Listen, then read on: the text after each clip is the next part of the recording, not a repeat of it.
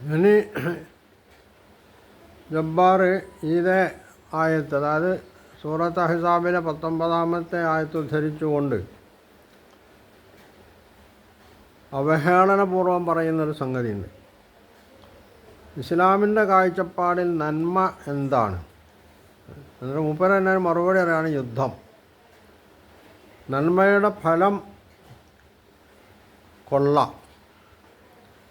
നന്മയുടെ ഫലം കൊയ്യാൻ മുനാഫിക്കുകൾക്ക് താല്പര്യമുണ്ട്, നന്മ ചെയ്യാൻ അവർക്ക് താല്പര്യമല്ല. അതായത് യുദ്ധം ചെയ്യാൻ അവർക്ക് താല്പര്യമല്ല. യുദ്ധത്തിലൂടെ കൈവരുന്ന യുദ്ധം മുതൽ ഗനീമത്ത് കൈപ്പറ്റാൻ അവർക്ക് താല്പര്യമുണ്ട് എന്ന് ഖുർആൻ പറയുന്നുണ്ട്. അതായത് സത്യവിശ്വാസികൾ യുദ്ധത്തിന് പോകുമ്പോൾ അതിന് മാർഗതടസ്സം ഉണ്ടാക്കുകയും അതിൽ നിന്ന് ആളുകളെ പിന്തിരിപ്പിക്കുകയും ഒക്കെ ചെയ്യുന്ന മുനാഫിക്കുകൾ, വിശ്വാസികൾ യുദ്ധം ചെയ്ത് ജയിച്ച് യുദ്ധമുതൽ കിട്ടിയാൽ അതിൽ തങ്ങൾക്കും പങ്ക് വേണം എന്ന് പറഞ്ഞ് മുനാഫിക്കുകൾ മുമ്പോട്ട് വരും.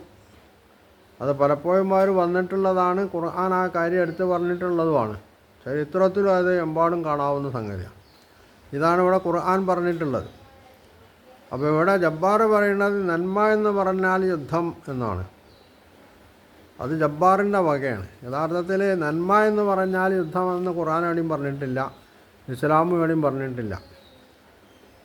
യുദ്ധം ഏറ്റവും വലിയ നന്മയായി തീരുന്ന സാഹചര്യമുണ്ട്. ആ സാഹചര്യത്തിൽ നന്മ യുദ്ധം ചെയ്യലാണ്. ദാനം ചെയ്യാനുള്ളത് ഏറ്റവും വലിയ നന്മയായി മാറുന്ന സാഹചര്യമുണ്ട്. അവിടെ ദാനം ചെയ്യലാണ് ഏറ്റവും വലിയ നന്മ എന്ന് പറയുന്നത്. നോമ്പനുഷ്ഠിക്കാനുള്ളത് ഏറ്റവും വലിയ നന്മയായിട്ട് വരുന്ന സാഹചര്യമുണ്ട്. അവിടെ നോമ്പനുഷ്ഠിക്കലാണ് ഏറ്റവും വലിയ നന്മ എന്ന് പറയുന്നത്. ഇങ്ങനെ ഓരോ സാഹചര്യത്തിലും വരുന്ന, ആ സാഹചര്യവുമായി ബന്ധപ്പെട്ട് വരുന്ന സംഗതികളാണ് ആ സാഹചര്യത്തിൽ നന്മയായിത്തീരാം.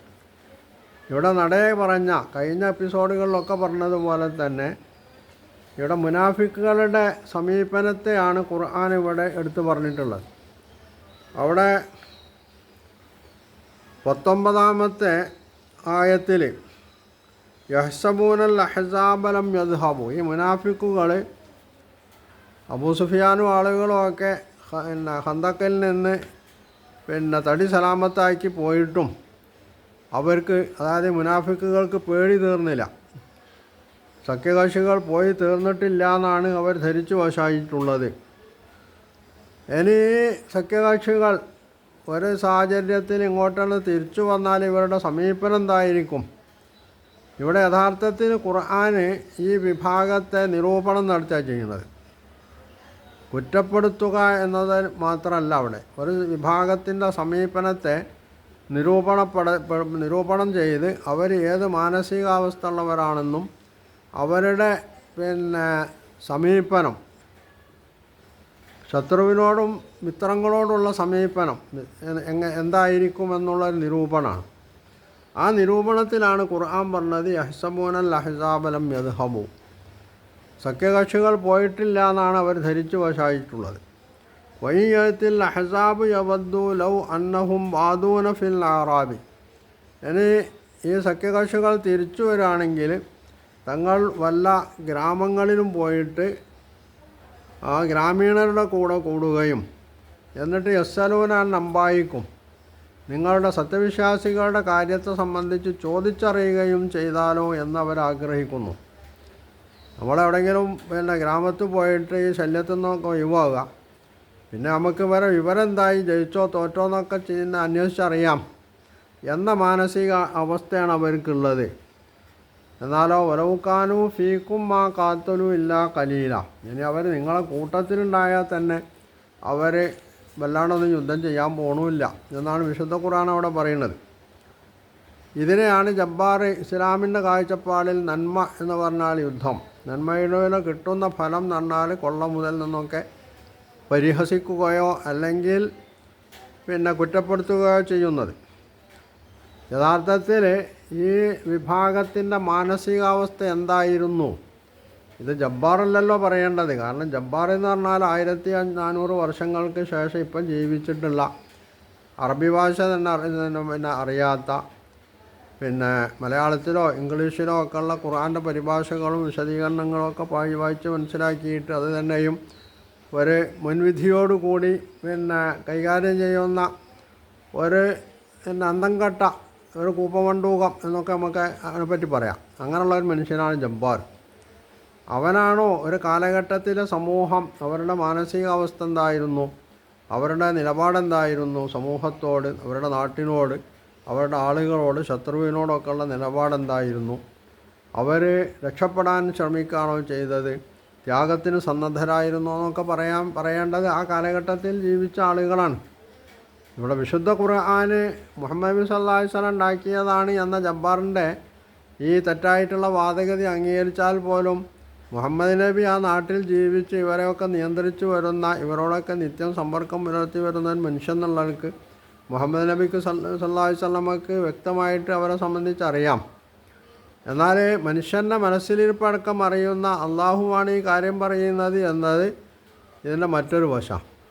അപ്പോൾ ഇവരെ മനസ്സെന്താണെന്നുള്ളത് മനുഷ്യനേക്കാൾ അറിയുന്നവനാണ് അള്ളാഹു. അതുകൊണ്ട് അവർ മനസ്സിൽ ഒളിപ്പിച്ചു വച്ചിട്ടുള്ള കുതന്ത്രങ്ങളും അതുപോലെ തെറ്റായിട്ടുള്ള ധാരണകളും അവരുടെ കാപഢ്യവും അത് തുറന്നു കാണിക്കുകയാണ് ഇവിടെ യഥാർത്ഥത്തിൽ ഖുർആൻ ചെയ്യുന്നത്. അത് മനസ്സിലാക്കാതെയാണ് യഥാർത്ഥത്തിൽ ജബ്ബാർ ഇവിടെ ഇസ്ലാമിൻ്റെ നേരെ അല്ലെങ്കിൽ നബി സല്ലല്ലാഹു അലൈഹി വസല്ലമയുടെ നേരെ മേക്കിട്ട് കയറാൻ ശ്രമിക്കുന്നതാണ്. ഇനി മൗദൂദി പറഞ്ഞു പോലും ജിഹാദിനൊരുങ്ങിയില്ലെങ്കിൽ അയാൾ ചെയ്ത എല്ലാ പുണ്യവും നിഷ്ഫലമായി പോകും. ജബ്ബാറിൻ്റെ കാഴ്ചപ്പാടനുസരിച്ച് ജിഹാദ് പറഞ്ഞാൽ യുദ്ധം എന്നത് മാത്രമാണ്. മൗദൂദി ജീവിച്ച കാലഘട്ടത്തിൽ മൗദൂദി ജിഹാദിനെ പറ്റി വളരെ ശക്തമായിട്ട് സംസാരിച്ചിട്ടുള്ള ആളാണ്. അത് ഇസ്ലാമിൻ്റെ യുദ്ധം നിലനിന്നിരുന്ന കാലഘട്ടത്തിലെ യുദ്ധത്തെ സംബന്ധിച്ച് അദ്ദേഹം പറഞ്ഞിട്ടുണ്ട്.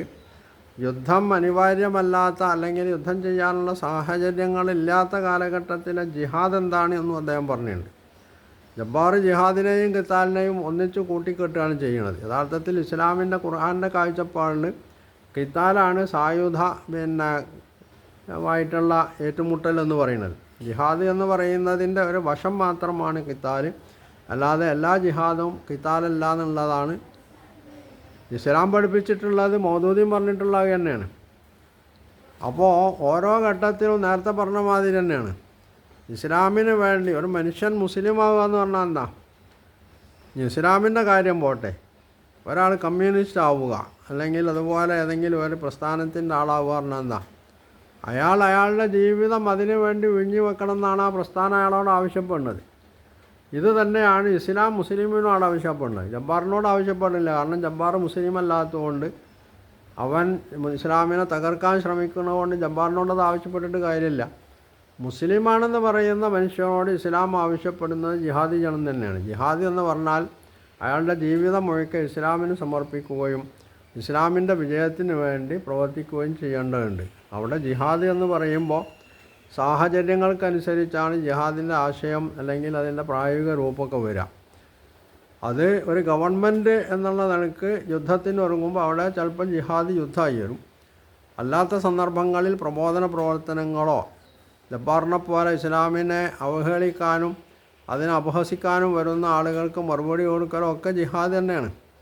എന്തിനേറെ അസത്യത്തിൻ്റെ അല്ലെങ്കിൽ അധർമ്മത്തിൻ്റെ നേരെ ഒരു മുസ്ലിം വെച്ച് പുലർത്തുന്ന മാനസികമായിട്ടുള്ള അസന്തുഷ്ടി പോലും ജിഹാദായിട്ടാണ് ഇസ്ലാം പഠിപ്പിച്ചിട്ടുള്ളത്.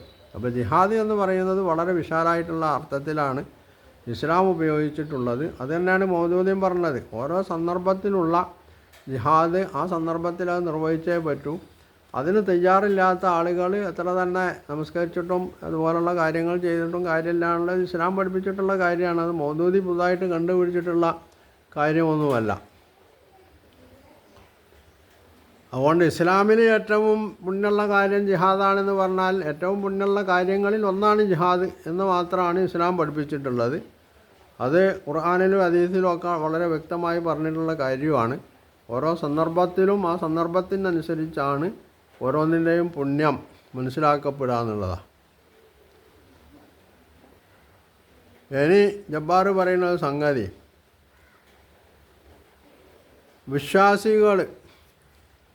വിശ്വാസികൾ ഇവർ ചത്താൽ, അതായത് മുനാഫിക്കുകൾ ചത്താൽ അവർക്കൊന്നും കിട്ടാൻ പോകുന്നില്ല. വിശ്വാസികൾ ചത്താലോ അവർക്ക് കള്ളും പെണ്ണും കിട്ടുമെന്നാണ് ജബ്ബാർ പറഞ്ഞത്. ഇനി ജബ്ബാർ ചത്താൽ എന്തായാലും അവസ്ഥ എന്നുള്ളത് ജബ്ബാർ പിന്നെ വേറെ മനസ്സിലാക്കേണ്ടതാണ്. ജബ്ബാറും ചാവുമല്ലോ. അപ്പോൾ ഒരേ വിഭാഗത്തെ എത്രമാത്രം അവഹേളിക്കാൻ കഴിയും അത്രയും അവഹേളിക്കുക എന്നുള്ളതാണ് ഈ യുക്തിവാദിയുടെ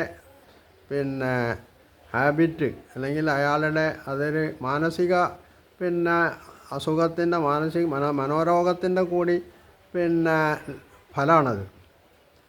കാരണം ഇവിടെയൊക്കെ ഒരു മനുഷ്യന് മാന്യനായിട്ടുള്ള ഒരു മനുഷ്യനാണെങ്കിൽ ജബ്ബാറിന് വളരെ മാന്യമായിട്ടുള്ള പദങ്ങൾ ഉപയോഗിക്കാനുള്ള സാഹചര്യങ്ങളുണ്ട്. മലയാളത്തിൽ ചാവുക എന്ന് ജബ്ബാറിനെ സംബന്ധിച്ച് ജബ്ബാർ ചത്തു എന്നൊരാൾ പറഞ്ഞു നോക്കാം. ജബ്ബാർ അത് ഇഷ്ടപ്പെടുമോ? ജബ്ബാർ ജീവിച്ചിരിക്കുമ്പോൾ അല്ലെങ്കിൽ ജബ്ബാറിൻ്റെ കുടുംബം അത് ഇഷ്ടപ്പെടുമോ എന്നുള്ളതൊക്കെ ജബ്ബാർ മനസ്സിലാക്കേണ്ട ഒരു കാര്യമാണ്.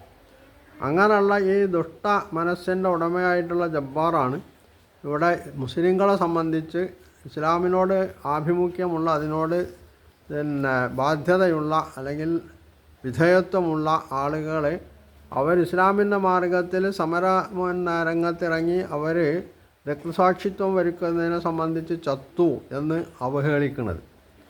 അപ്പോൾ ഇവൻ്റെയൊക്കെ മാനസികാവസ്ഥ എത്രത്തോളം ഉണ്ടെന്നും ഇവനൊക്കെ എത്രത്തോളം ദുഷ്ടബുദ്ധികളാണെന്നും വിവേകരഹിതരാണെന്നുള്ളതൊക്കെ ഇതിൽ നിന്ന് നമുക്ക് മനസ്സിലാക്കാൻ കഴിയും. അപ്പോൾ ജബ്ബാറും ചാവും എന്നുള്ളത് ജബ്ബാറും മനസ്സിലാക്കേണ്ട ഒരു സംഗതിയാണ്. അപ്പോൾ ജബ്ബാർ ചത്താൽ എന്തായിരിക്കും അവസ്ഥ?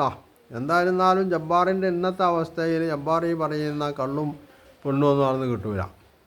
അവിടുന്ന് ജബ്ബാറിന് കിട്ടാൻ പോണത് തിയ്യും അതുപോലുള്ള അടിയും കുത്തും ഭേദ്യങ്ങളും ആയിരിക്കും എന്നുള്ളതാണ്. വിശുദ്ധ ഖുർആനിൽ മാത്രമല്ല, ലോകത്ത് മതങ്ങളൊക്കെ തന്നെ മനുഷ്യനെ മുന്നറിയിപ്പ് നൽകിയിട്ടുള്ള സംഗതിയാണത്. ദൈവത്തിൻ്റെ അള്ളാഹുവിൻ്റെ കൽപ്പനയ്ക്ക് വിരുദ്ധമായിട്ട് നീങ്ങുന്ന ആളുകൾക്ക് അവരുടെ മരണാന്തര ജീവിതത്തിൽ കിട്ടാൻ പോണത് അത് നരകമാണെന്ന് ഖുർആൻ മാത്രമല്ല പറഞ്ഞിട്ടുള്ളത്. ഹിന്ദു വിശ്വാസത്തിൽ പോലും ഖുർആനിൽ 7 നരകങ്ങളെ പറ്റിയാണ് പറയണമെങ്കിൽ ഹിന്ദു മതവിശ്വാസത്തിൽ 20-ൽ പരം നരകങ്ങളെ സംബന്ധിച്ച് പറയുന്നുണ്ട്. ഏറ്റവും കൂടുതൽ നരകത്തെ സംബന്ധിച്ച് പറയുന്നത് ഹിന്ദു മതത്തിലാണ്. ഇസ്ലാമിൽ 7 പറ്റിയേ പറയുള്ളൂ. ക്രിസ്തുമതവും ജൂതമതവും ഒക്കെ നരകത്തെ സംബന്ധിച്ച് പരാമർശിക്കുന്നുണ്ട്. അപ്പോൾ ഇത് അടിസ്ഥാനപരമായിട്ട് മനുഷ്യനെ നന്മയിലേക്കും ധർമ്മത്തിലേക്കും നയിക്കണമെങ്കിൽ 2 കാര്യം അവനിൽ സന്നിവേശിപ്പിക്കേണ്ടതുണ്ട്. ഒന്ന്, അവന് മരിച്ചാൽ കിട്ടാൻ പോകുന്ന നേട്ടങ്ങളെ സംബന്ധിച്ചും, രണ്ടാമത്തേത് മരിച്ചാൽ ദുർമരണമാണെങ്കിൽ തെറ്റായിട്ടുള്ള അള്ളാഹുവിനെ നിഷേധിച്ച് തള്ളിപ്പറഞ്ഞുകൊണ്ട് പോകുന്ന ആളുകൾ മരിച്ചാൽ കിട്ടാവുന്ന നഷ്ടത്തെ സംബന്ധിച്ച് രണ്ടും അവരെ ബോധ്യപ്പെടുത്തിക്കൊണ്ടേ ഏത് മതങ്ങളും ലോകത്ത് വന്നിട്ടുള്ളൂ. അത് ഇസ്ലാമും ആ മാർഗം തന്നെയാണ് പിന്തുടർന്നിട്ടുള്ളത്. അതാണ് ഇസ്ലാം ഷഹാദത്ത്, രക്തസാക്ഷിത്വത്തെ സംബന്ധിച്ച്, അതുപോലെ സ്വർഗത്തെ സംബന്ധിച്ച് നരകത്തെ സംബന്ധിച്ചൊക്കെ പ്രതിപാദിക്കലിൽ അടങ്ങിയിട്ടുള്ള തത്വം എന്ന് പറയുന്നത്. അത് ഉൾക്കൊള്ളാൻ പക്ഷേ ജബ്ബാറിന് സാധ്യമാവില്ല. കാരണം ജബ്ബാറിൻ്റെ മുമ്പിൽ അങ്ങനെയുള്ളൊരു സംഗതി ഇല്ലല്ലോ. മരിക്കണോടുകൂടി എല്ലാം അവസാനിച്ചു എന്നാണ് ജബ്ബാർ പറയുന്നത്, മനസ്സിലാക്കുന്നത്. അതാവട്ടെ ജബ്ബാർ തന്നെ പറയുന്ന ശാസ്ത്ര സങ്കല്പങ്ങൾക്ക് പോലും വിരുദ്ധമാണ്. അപ്പോൾ തൻ്റെ ദുഷ്ടത എങ്ങനെ മാലോകരെ അറിയിക്കാനുള്ളത് മാത്രമാണ് ഇവിടെ ജബ്ബാർ ചെയ്തുകൊണ്ടിരിക്കുന്നത്. മാന്യത എന്ന് പറയുന്നത് അവനെ തൊട്ട് നീണ്ടിയിട്ട് പോലും ഇല്ല എന്നുള്ളതാണ്.